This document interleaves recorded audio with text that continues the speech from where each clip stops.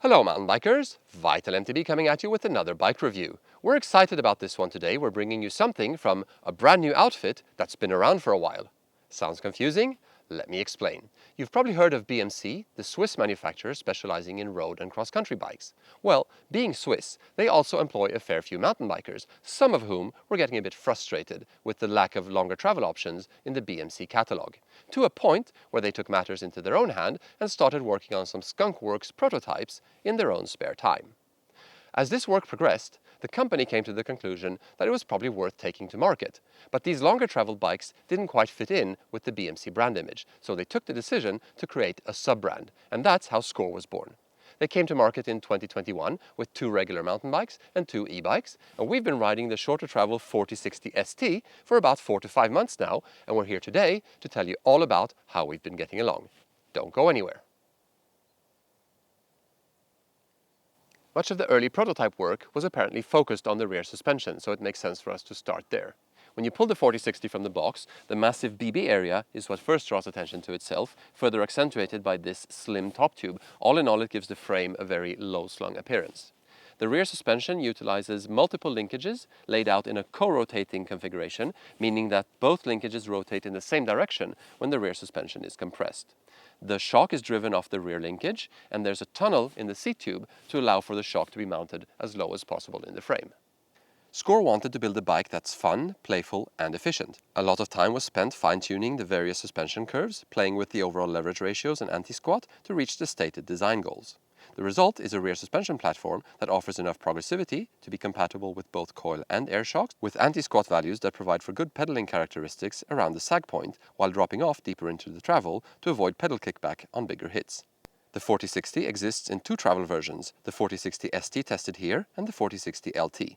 The ST provides 140mm of rear travel with a shock stroke of 57.5mm, while the LT manages 160mm of rear travel with a shock stroke of 65mm.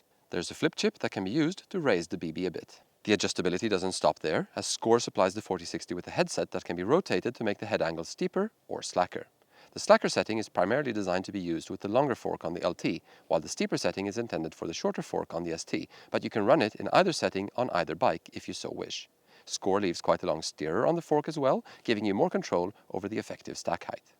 Looking over the rest of the frame, we find fully guided internal cable routing, a beefy chainstay protector with the ever more popular ridges that help combat chain slap noise, and a stash box sitting under the down tube BB junction.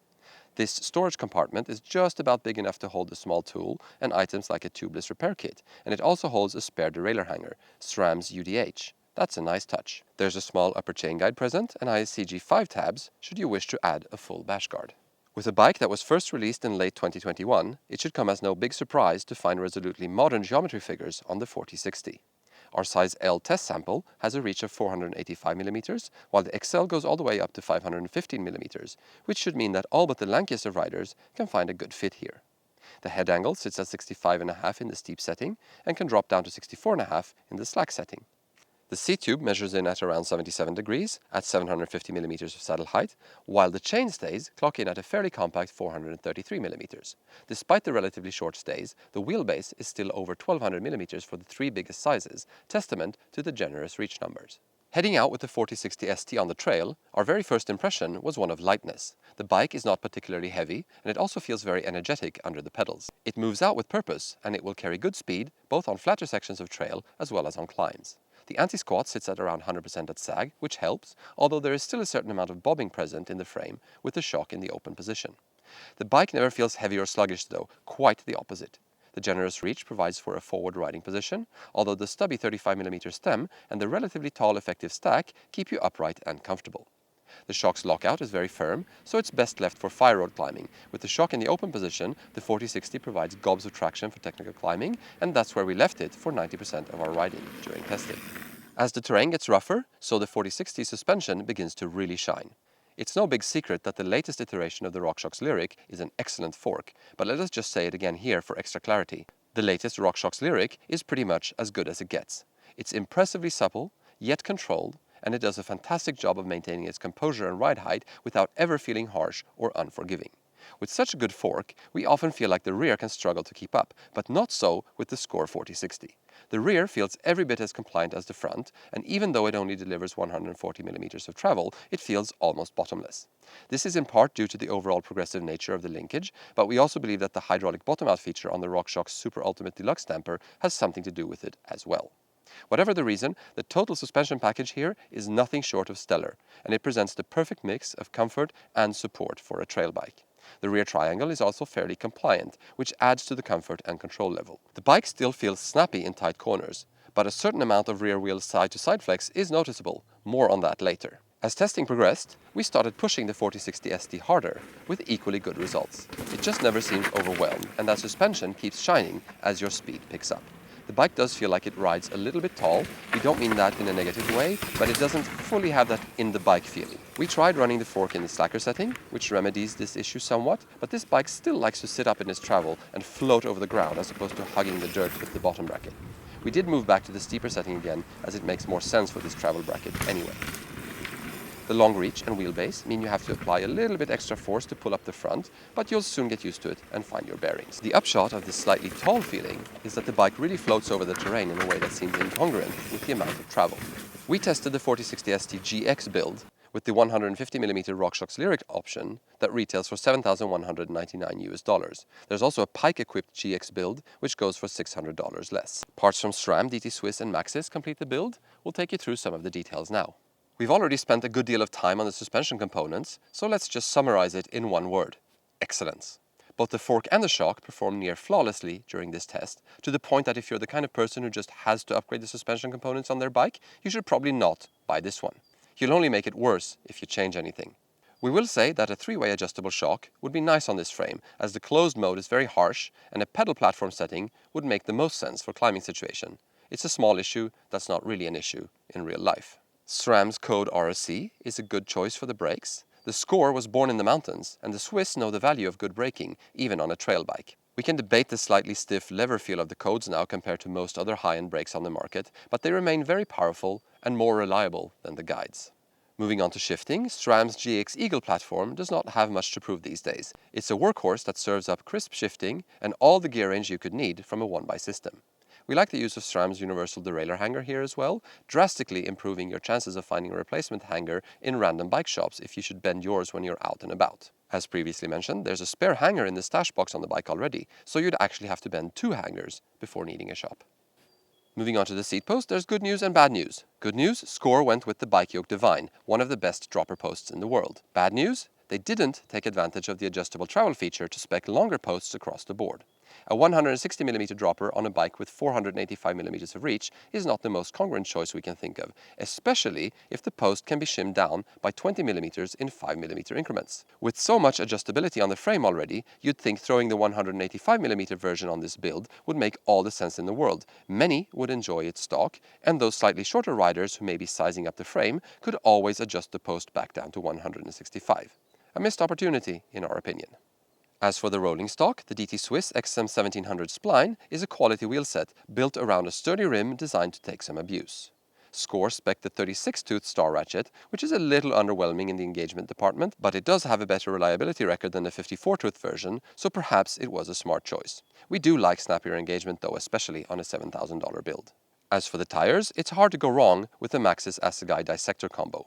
Predictable grip and good rolling speed, coupled with the ability to deal with a wide variety of conditions, make this a perfect choice. The Exo Plus casing in the rear finished our testing with quite a few tubeless repairs, leading us to question whether these may have been the old stock tires delivered before the running change made to Exo Plus in 2022. Be that as it may, this tire, combined with the relatively narrow beads of the DT Swiss rims, means you may well have to bump up your tire pressure in the rear if you ride in rocky terrain.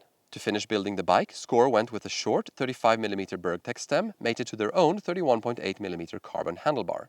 This is a curious choice, as the majority of the market seems to have moved to the 35mm standard, but this cockpit works well enough and we don't have any major complaints. The bar is not super compliant, but it's not terrible either. We swapped out the stock saddle and the grips early on. We feel like these are so much a matter of personal preference that it doesn't really make sense to comment on the stock build. Can you ride the bike out of the box? Of course. Should you run your preferred saddle and grips? Of course. So it's all roses then? Well, it's an excellent bike, but there are a few small issues that we should point out. The rear suspension, we've already discussed just how comfortable and compliant it is, and it really is. It's an excellent rear suspension platform. That's partly down to the suspension curves, but also a certain amount of flex, which is present in the rear triangle. Now, it's not to the point where the bike will feel sluggish or flexy. It's still very snappy and lively as you push out of a turn, for example, but there's just enough of torsional leeway that when you put the pedal power down, you'll get a little bit of rotor rub against the brake pads. So this is noticeable on a fire road climb. When you're sort of cranking it out, you can start to hear the rotors rubbing on the pads every now and then. It's not an alignment issue. It really comes down to this flex that's in the rear triangle. It's not detrimental to performance at all. It's just something to be aware of. Moving on to the in-frame storage compartment, located here under the BB, it really is on the smaller side. You can fit a multi-tool in there, not a full-sized multi-tool, it has to be one of those mid-sized ones. You could squeeze in some tubeless repair kit as well. It won't hold a CO2 canister. All in all, it really is on the smaller side. It's nice that there's a universal derailleur hanger spare in there already from the factory, a very nice touch, but we'd still like to see this compartment be a little bit bigger to be a little bit more useful. Sticking in the same area, it's quite hard to clean the bike around this shock tunnel. There's lots of areas that can collect dirt. The shock is exposed to projections from the rear wheel, even though there's a little fender to protect it. And there is a potential issue where rocks could get lodged between the chainstay and the BB area. As the suspension cycles, the gap between the chainstay and the BB area grows and shrinks. And if a rock of just the right size jumped in there at the wrong time, it could potentially lead to some damage. Now, we've not heard of this kind of damage. We've not had anything happen in 4 or 5 months of testing. It's just an issue that we noticed, and we think it's worth pointing out. If you ride in very muddy conditions or very loose and rocky conditions, maybe something to consider. And our final complaint, we already mentioned it when we went through the build kit. The dropper post is on the shorter side. This is a 165mm version of this dropper post. I'm 1m84, riding this size large. You can see I've used up quite a lot of seat post to fit the bike. It would have been really nice to put the 185mm version on there. I could have enjoyed that drop. Lots of people buying this size would probably fit the 185, and those who wouldn't, they could shim it down all the way down to 165 again in 5mm increments. So that's a bit of a missed opportunity. In terms of overall durability, the Scor has really held up well. We've had it rolling for a solid 4 months by now under 2 different riders, and it's seen everything from dry and rocky desert to muddy woodland trails. Overall, the bike feels every bit as solid as it did when it first got here, with no early warning signs detected anywhere. We alluded to the frame collecting dirt already around the shock tunnel area, and indeed, the shock shaft is often quite messy after a ride, definitely something to keep an eye on. We're not entirely convinced that there's zero risk of a pebble getting caught up in that gap that we mentioned earlier, between the chainstay and the down-tube BB area, even if nothing of the sort has happened during our time of testing. Overall, the bike is still very quiet, and all the frame protection is holding up fine. Note that if you hang your 4060 over a tailgate, the factory-installed frame protection stickers actually leave a little gap by virtue of their design, just where the down tube rests on the tailgate pad. So you probably want to add another layer of protection in this particular area if this is how you transport your bike. The One Bike Does It All market is probably the most hotly contested and the most difficult one to make sense of as a prospective buyer. You'll find everything from full-on enduro rigs to long-legged cross-country whips laying claim to the title of ultimate trail bike, all promising to make your dreams come true on the way up as well as on the way back down.